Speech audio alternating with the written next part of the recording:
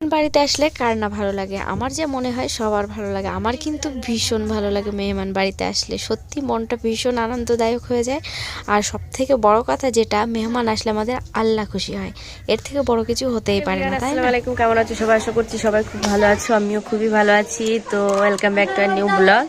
তো এই যে দেখো, আজকে আমাদের এখানে জলসা, আর জলসার দিনে এমন একটা কাণ্ড ঘটে যাবে না, ভাবতে পারিনি, একদমই ভাবতে পারিনি। এটা হওয়ার কথা ছিল না, বাট কি করব, উপরওয়ালা যেটা চাই সেটাই তো হবে। আর যখন এটা হয় তো সবাই বলে, আমিও মানি এটা, যে আল্লাহ খুশি হয়ে এটা করে। তো সেটা কি কাণ্ড সেটা তোমাদের একটু দেখাবো। তার আগে চলো, আমার মা আলু গাছ লাগিয়েছিল, সেটাই তোমাদের একটু শেয়ার করি। আমি এই যে ছাদে এসেছিলাম জামা কাপড় নাড়তে, এগুলো কালকে ভিজা ছিল, তো সেগুলো এখন নাড়তে আসলাম। তো তারপরে দেখলাম এগুলো চোখে পড়লো আমার। দেখো গাছগুলো কিন্তু ব্যাপক সুন্দর হয়েছে, মানে দেখো একদম পুরো, এগুলো কিন্তু আলু গাছ।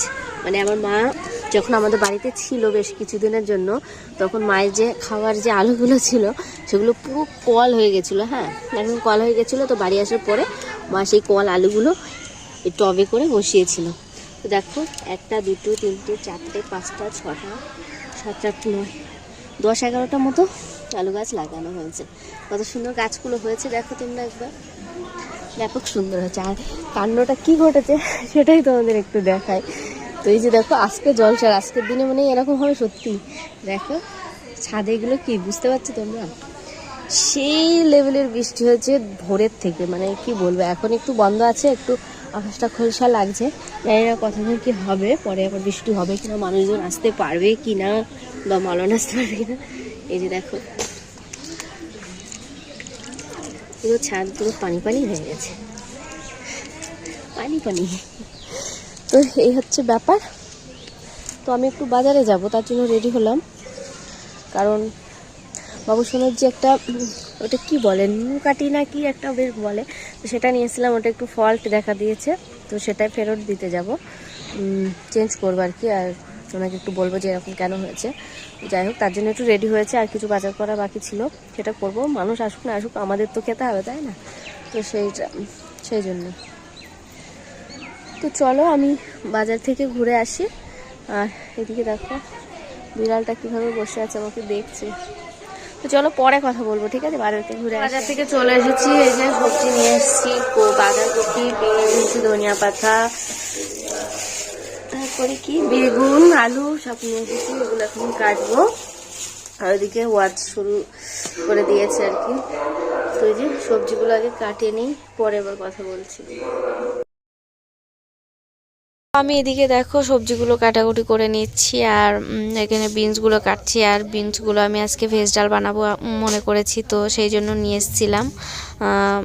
তো চলো দেখতে থাকো তোমরা ভিডিওটা, আশা করছি তোমাদের ভীষণ ভালো লাগবে। তো এদিকে দেখো আমার বাঁধাকপিটা আমি কাটছি।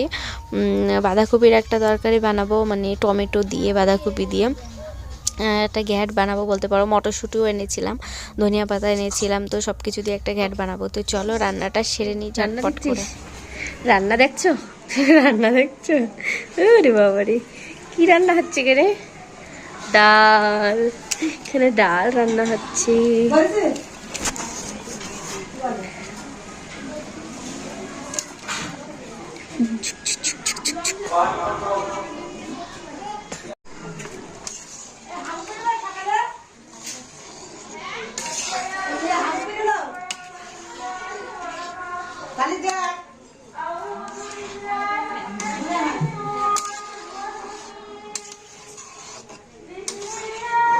সবাই ধোয়া করছে, আর এই রান্না করছি। আর বৃষ্টি কিন্তু হয়েই যাচ্ছে অল্প অল্প করে, ফিসফিস করে বৃষ্টি হচ্ছে। দেখো কি অবস্থা,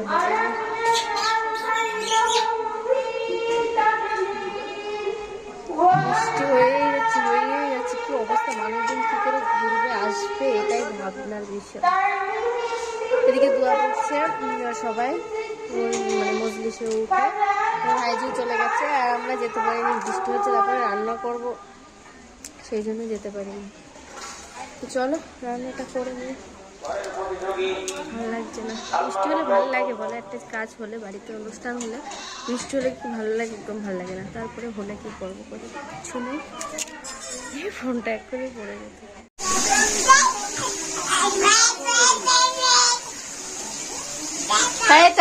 উপরে দেখা, উপরে দেখা, বিড়াল বিড়াল হয়েছিস? হ্যাঁ বাবা বিড়াল তুই ঝাপস হয়ে গেছে ফোন।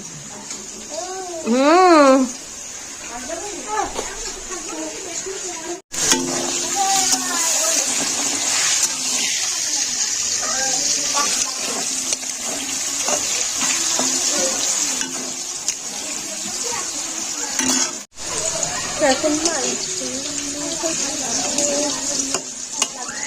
মাছটা রান্না করবো। মাছ উপরে আরেকটু মাংস বসেছে, এই মাছটা বসিয়েছে, তো ওটা পরে রান্না করবো। আমি ওখানে করছি তো মাছটা রাতে আমি আলাদাভাবে রান্না করে রেখে দেবো, এটা অন্যজনের জন্য, আমি খাই না